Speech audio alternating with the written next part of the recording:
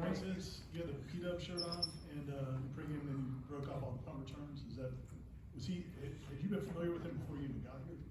Yeah, I was. Well, earlier, like growing up, I didn't really know he went to Florida State. I thought he went to Boston College or something. I just knew he had Burgundy. But before coming here, yeah, I definitely knew who he was. And last week, I kind of let him down. You know, he returned one against Virginia Tech in one of those big games. They're like, show me something. And I got tackled, so I was trying to, pay my tribute to him today. Aslan? When a guy like Johnny isn't available, is it something you just take upon yourself that you have to step up, or is it something that the team talks about wanting and needing more out of you? I mean, I wouldn't even really say step up, because I feel like we would have type of games like this, we both on the field. So it's really just, my brother Don is making sure I go even harder because he's not here, and make the other team feel his half. So pretty much that. All right. Hey, Keon, looking around the NFL when you're studying receivers, who do you study the most and what do you try to emulate from their game in practice? I think I use a plethora of guys. I think OBJ forever hurt, but them a dog. A lot of his game, Calvin Benjamin, Julio, and Randy Moss. Guys too. And Calvin Johnson, feel me? He go up and get the ball. He do a lot of different things, but I want people to kind of feel me the way they have to. We get inside the 20, put two people there. You feel me? Can we go over here, Brendan? Hey, Keon, can you walk us through the catch on the opening drive? Because you realize that moment is pretty special play that you just made. I ain't gonna lie, yeah.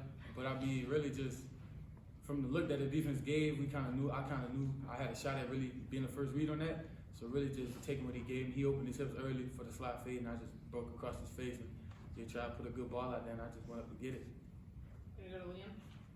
Keon, I'm going to ask you, you had, I don't even know how many total yards with punt returns and receiving. Lawrence also goes for over 100 all-purpose yards. You guys are a really versatile offense. For you, how important is that in the game plan every week that you can attack teams in different ways?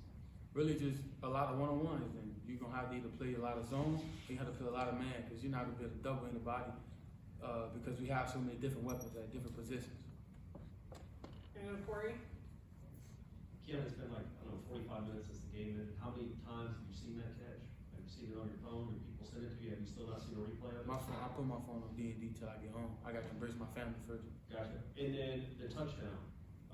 Obviously, great route, you get open, but the protection that Jordan got, and then also he takes a hit as he's throwing it. I guess just how everything has to work on all cylinders for a play like that to happen.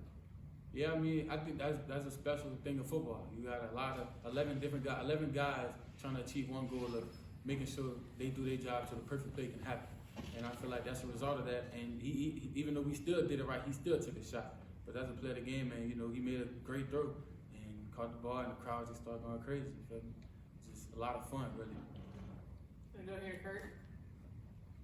I feel like punt returners, we often see maybe a DB or a slot receiver. You might be a lot bigger than a lot of the punt returners. How much do you like? I mean, it definitely fits your skill set. How much do you like returning punts? It sure looks like you do out on the field.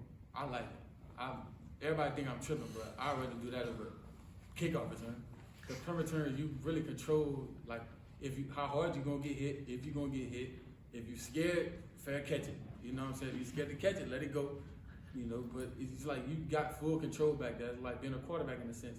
You have full control over what's about to happen. And that one play, you really can change the momentum of a game. And, especially if you back there, it's like they really have faith in you to put the ball in your hands in that position and trust your playmaking ability to do what you need to do. And then, on top of that, I give credit to the guys that's blocking. I be on everybody all week. I be having fun, josing, but just staying on guys, making sure they're not slipping up on every single rep. Just do what you have to do.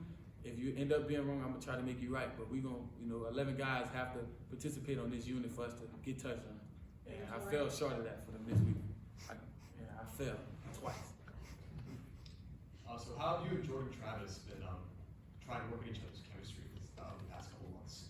I mean, just repetition and really understanding what we both looking at. So if we both looking at the same thing and thinking the same thing when it's happening, I mean, the ball's gonna be there regardless. He's great. He's gonna put a good ball over there, and he trusts me to go out there and make the play. So really just knowing where you have to be and where he would like you to be, and what y'all making sure y'all both seeing the same thing. Can we go here, Matt? Did you return punts at Michigan State? You did, right? You ain't see who we had back there? Man, we had one of the best returners in the country. That wasn't my job. You feel me? I did it in practice. And we had a great punter too. So I mean, returned a lot of punts from him in practice the past 2 years. But when I got there here, they didn't really know I can return punts. But I was like, let me do it. I mean, if we don't have one, I mean, I trust myself with the ball. So let me go back there, and now we're here. So, did you lobby Norvell to return here?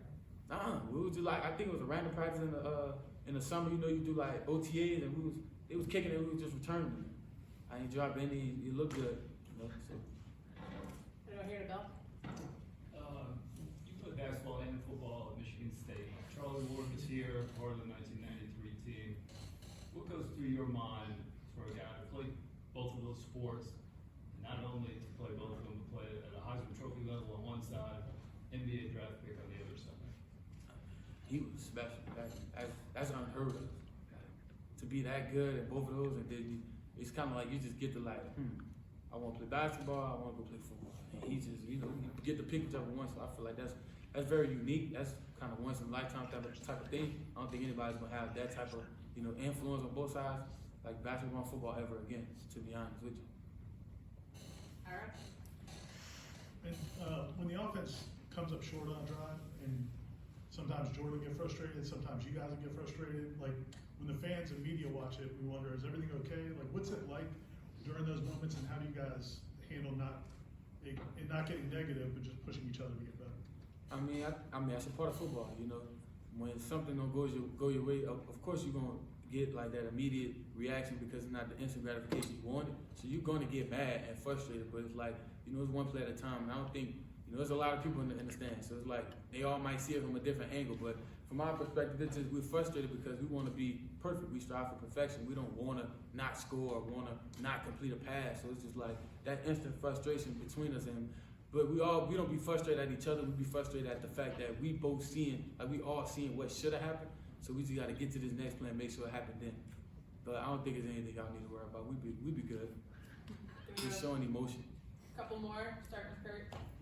I guess you only got here over the summer, so you didn't see, I guess, Hakeem in the spring. Haven't seen, I guess, the full journey for him. But how far since you got here have you seen him come? And I guess what can you say about what his ceiling can be with what he's showing already?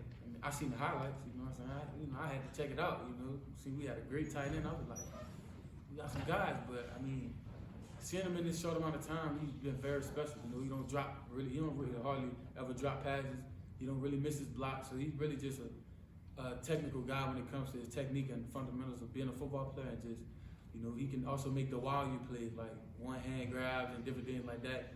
And being able to have him at running back, fullback, put him in the slot, even outside, and give him screens, go balls, different routes in the route tree. He's gonna make the play. So I think it's very special and unique. Anyone here, Jordan? Keon, it seems like early on in the game they were playing you one-on-one a lot, maybe on an island. Were you surprised with the coverage that Syracuse was showing? I don't really think so. I mean, my coaches put me in a position where you really can't double me, and if you try, like you leaving somebody else one-on-one, or you just leaving them open, and I don't think that's very smart to do.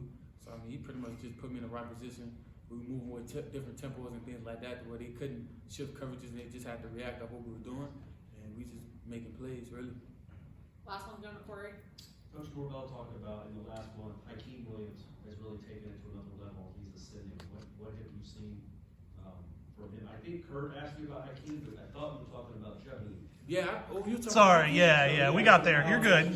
It's good to ask about both of them. Oh, right. I thought you were talking about Jay. No, you're good. You're good. Hakeem, I mean, he's grown very much. It's, from when I first came in, just coming from being a high school guy, so probably treatment was a little different.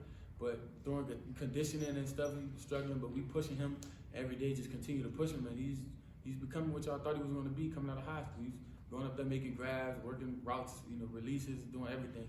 And y'all probably seen him. I seen him run the fastest I've ever seen him run to date. And he caught it. He made a move. I was like, I got up. I was like, what? I was happy for him.